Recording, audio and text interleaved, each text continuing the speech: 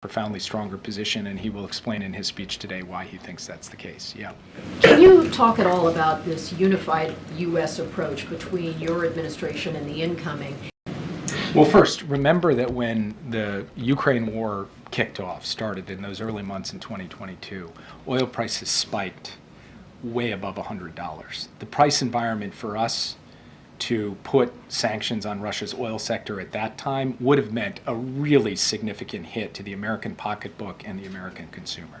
The price environment today is profoundly different. You said spiked. Actually, oil prices today are significantly lower than they have been over an average in the past few years.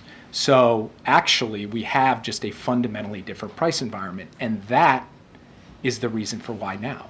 Because President Biden was not going to impose sanctions on Russia's oil sector if it meant an undue burden on American working families. He does not believe that the action he took places such an undue burden on them, and he believes, as you project out over the course of 2025 on supply and demand, that the oil market is very well supplied, that oil prices will stabilize in a place that does not impose undue burdens on American consumers, and that on the one hand, we can hit Putin's pocketbook without, on the other hand, taking too big a whack out of the American people's pocketbook.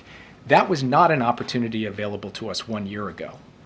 The other point that I would make is that the new team is setting up for a negotiation.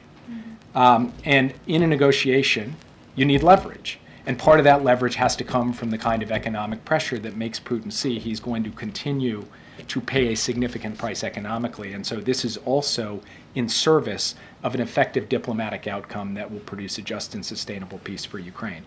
With respect, did you coordinate that with the incoming team? I'm not going to say we coordinated it, but we informed them of what we intended to do, because we were trying to maintain transparency through the transition and share with them the actions that we are taking in advance so that they aren't surprised by any of them. That also goes for the AI diffusion rule.